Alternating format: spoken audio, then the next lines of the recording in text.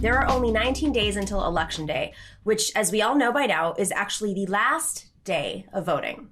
14 million people, that's today, 14 million people have already voted, a record according to the U.S. Election Project at the University of Florida. That is 10% of all the votes cast in 2016. 538.com, another number, projects that Donald Trump still has a slightly better chance than 1 in 10 of winning. That's 13%. Joe Biden is given an 87% chance. And then the last part, the National Oceanic and Atmospheric Administration says that there is now a 64.7% chance that 2020 will end up as the Earth's hottest on record. The previous record, by the way, was set in 2016, and we know that bad things happened in 2016.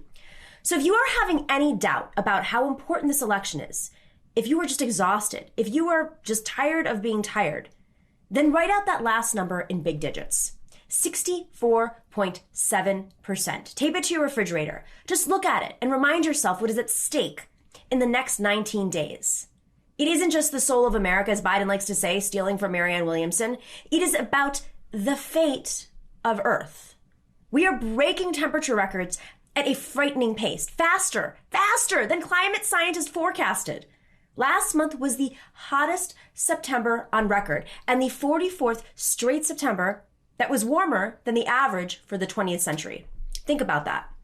No one under the age of 44 has experienced a cooler than average September. Summers are getting longer.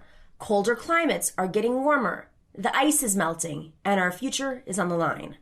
There will be no Green New Deal under Donald Trump. There will be no global climate agreement or a better global climate agreement under Donald Trump. There will be national forests and parks ripped to shreds permanently for a few years of oil and gas profits under Donald Trump. There will be no EPA under Donald Trump. Clean air, clean water.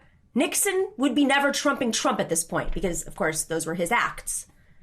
Now, there will be a Paris Climate Accord agreement under the Democrats and Joe Biden, and hopefully a better one.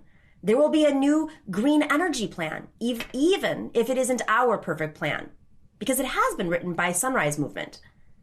I find the Kamala Harris pandering over fracking just lacking total electoral sophistication. It is like corporate money muscle memory when she said those things on the debate stage and then tweeted it out.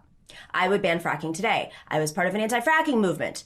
And my dear friend and colleague and comrade Josh Fox, the Oscar-nominated director of Gasland, which woke up the world about fracking, as he pointed out on our show just the other day, the fracking industry will collapse of its own accord as we press forward with renewable energy, wind, solar.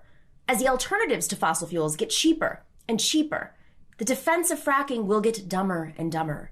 The industry will die out as capital moves in other directions. So even if your core issue is fracking, an aggressive plan to move the country away from fossil fuels will reduce and ultimately end fracking. On the other hand, Donald Trump's leadership on climate will make September in the future, every September in the future, feel like Death Valley in August. And my friends down in Arizona, they know this because they had 4 months of consecutive 100-degree days. 4 months of that. That is not normal. We have been in this difficult place before, swallowing a candidate who is not ours. The left, actually, didn't like FDR. They saw clearly that that moment of the Great Depression called for radical answers.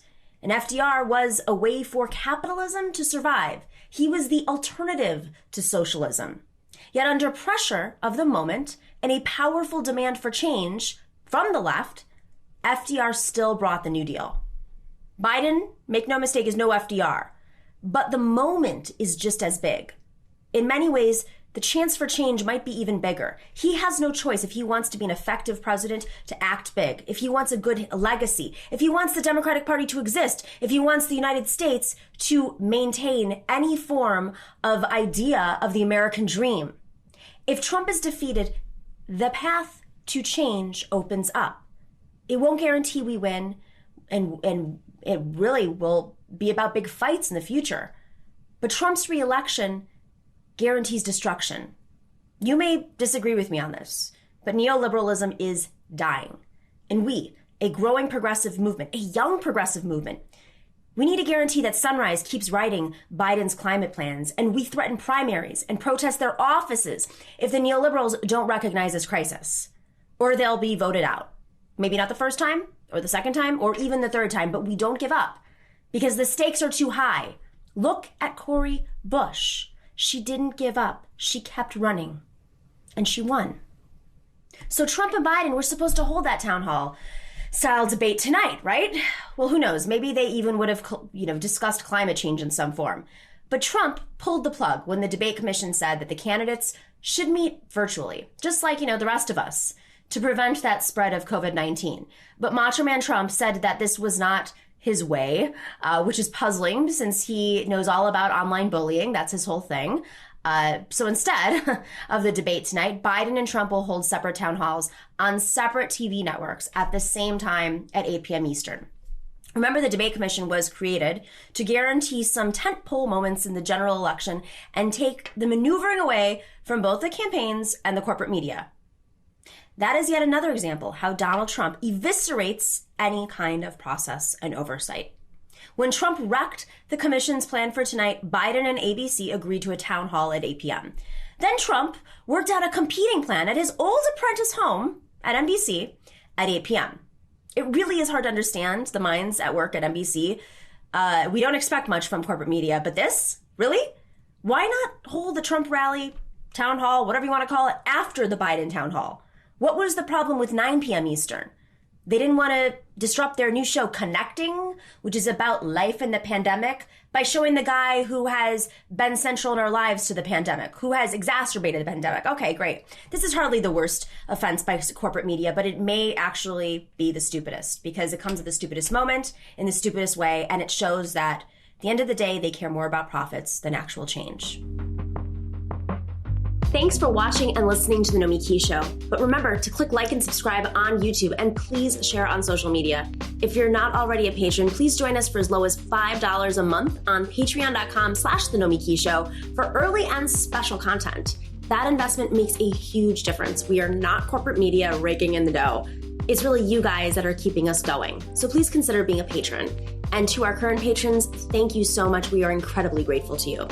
We also now have swag. So check us out on thenomikishow.com to get your mugs, your totes, and your stickers.